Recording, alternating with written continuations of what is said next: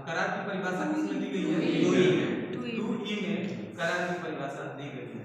तो संविदा की परिभाषा अगर जो दी गई है तो ये बताइए विधिक रूप में उसे क्या करेंगे? संविदा जैसे वह करार, ये लिखा है ना भैया, वह करार जो विधि द्वारा परिवर्तनीय होता है वो क्या कहलाता है? संविदा भी। ठीक है ना। वह करार जो विधि द्वारा परिवर्तनीय नहीं होता है क्या कहलाता है? करार रहेगा। और क्या? जिसका भी हम इन्फोर्समेंट यानी विधि द्वारा परिवर्तन करा सकते हैं वो क्या कहलाएगा? संविदा। जिनका हम परिवर्तन नहीं करा सकते हैं वो क्या करार कहलाएगा। तो कुछ देखिए कुछ ऐसी संविधाएं होती हैं जिसका हम विधि द्वारा परिवर्तन जिसका नहीं करा सकते हैं, तो कोई पूछेगा एग्जाम्पल पूछेगा ना पेपर सेटर जो बनाता है तो वो कौन से उदाहरण है जो जिसका हम विधि द्वारा परिवर्तन नहीं करा सकते? तो पहला नंबर पे आता है सामाजिक करार, दूसरा नंबर पे आता है राजनीतिक करार और तीसरे नंबर पे आता है पारिवारिक करार। ठीक है ना। तो सामाजिक हो गया, राजनीतिक हो गया और क्या हो गया? पारिवारिक। तो राजनीति से समझिए कोई भी अगर नेता, अगर मान लीजिए अभी चुनाव चल रहा है तो हर नेताजी लोग आम जनता से एक करार करते हैं, ठीक है ना, एग्रीमेंट करते हैं कि मैं अगर चुनाव जीत जाऊंगा तो मैं सड़क बनवा दूंगा, नाला बनवा दूंगा, ये करा दूंगा, पुलिया बनवा दूंगा। ऐसी स्थिति में जीतने के बाद वो क्या करते हैं, जिनकी पूरी वीडियो रिकॉर्डिंग भी रिकॉर्ड हुई रहती है, वो सब करने के बाद जीतने के बावजूद भी वो ऐसा कार्य नहीं करते। तब तो उन्होंने क्या कर दिया? ब्रीच ऑफ कॉन्ट्रैक्ट कर दिया, ब्रीच ऑफ एग्रीमेंट कर दिया, यानी उन्होंने क्या किया? संविदा भंग कर दिया। तो क्या ऐसी स्थिति में उनसे हम क्षतिपूर्ति ले पाएंगे? तो हर एग्रीमेंट का एक तरीके का अपवाद ही है। तो समाज ये राजनीतिक करार का हम परिवर्तन नहीं करा सकते। अब पारिवारिक करार का उदाहरण देखिए क्या होता है।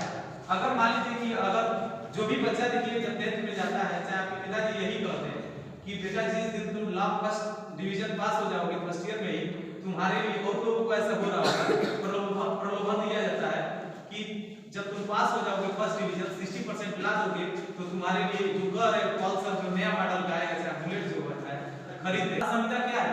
करार है। लेकिन क्या हर करार संविदा हो सकता है? तो नहीं। लेकिन वही करार कब संविदा का रूप लेगा? जब वो विधि द्वारा क्या होगा? परिवर्तनीय होगा और धारा 10 की शर्तों का क्या करेगा? पालन करेगा, तभी वो करार क्या होगा? संविदा होगा। यही पिताजी बाइक के जो संबंध में लिखवा रहा है एकदम रजिस्टर्ड करा दिया जाए तो, लिखा पढ़ी करा दिया जाए तो परिवर्तन नहीं, लेकिन फिर भी कानून में अपवाद दिया गया है। जैसे हर लोग जानते हैं संविदा का हम परिवर्तन करा सकते हैं लेकिन करार का परिवर्तन नहीं करा सकते हैं। तो कोई पूछ दे इसका उदाहरण कुछ देंगे तो कौन सा उदाहरण है वो भी तो आना चाहिए।